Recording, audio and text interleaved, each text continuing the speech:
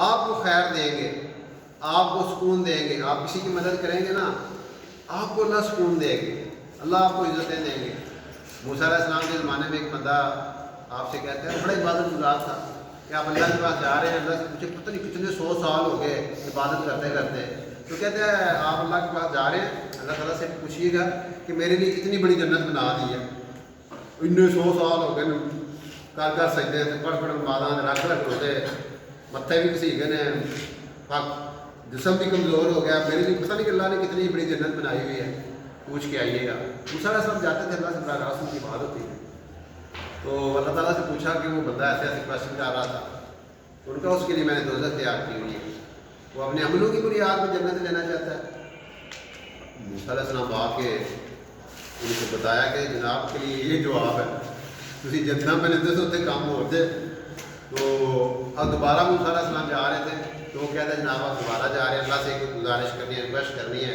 کیا ریکویسٹ کرنی ہے کہ میرا جسم اتنا بڑا کر دیں، اتنا بڑا کر دیں کہ میں اکیلا ہی دوزخ میں پورا آ جاؤں، باقی سارے جنت میں ٹر جاؤں۔ جب دوزخ میں سیٹیں ہی پوریاں ہو گئی تو پھر وہ اب وہ اس نے کیا کیا تھا، خیر خائی کی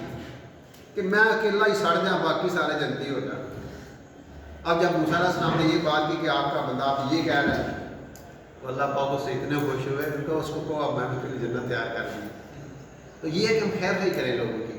ہمارے سے کسی کو تکلیف نہ پہنچے، ہماری زبان سے، ہمارے ہاتھوں سے۔ انشاءاللہ اگر ہم لوگوں کو آسانیاں دیں گے، اللہ ہمیں آسانیاں دے گا، اللہ کا وعدہ ہے۔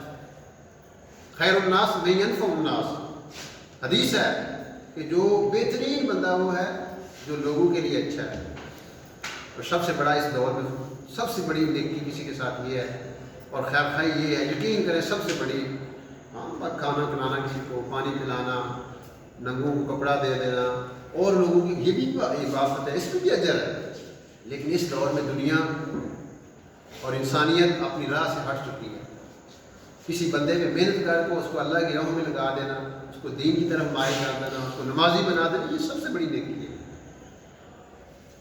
ہمیں یہ بھی سوچنا چاہیے کہ میرا ایک بھائی ہے، وہ بے دین ہے، وہ نماز نہیں پڑھتا، وہ اللہ سے دور ہے، وہ غلط کاموں میں پڑا، کیسے میں اس کی مدد کر سکتا ہوں؟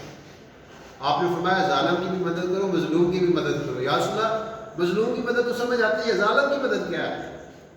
کہا اس کو ظلم سے روک دو۔ اب ظلم سے روکنے کے کئی طریقے ہیں، ایک ہے تیپہ آ جاؤ اپنی تو بنا دو، یہ کہ اس کو اچھے انداز سے سمجھائیں۔ قرآن کہتے ہیں ادعو الی سبیل ربک بالحکمہ والموعظۃ الحسنہ، آپ لوگوں کو اللہ کی طرف بلائیں اچھے انداز سے، حکمت کے ساتھ، اچھے انداز سے ان سے بحث کریں، لڑائی نہ کریں، جھگڑا نہ کریں۔ اگر آپ مخاطب کے دل میں اپنی محبت پیدا کریں گے پہلے، پھر وہ آپ کی بات سنیں گا، اور اگر اس کے دل میں نفرت آ گئی پھر وہ آپ کی بات سنے گا۔ اس لیے کہتے ہیں پہلے دل لو، پہلے بندے کے دل میں اپنی محبت، نبی انبیاء خیر خواہ ہوتے تھے، وہ اگلوں کے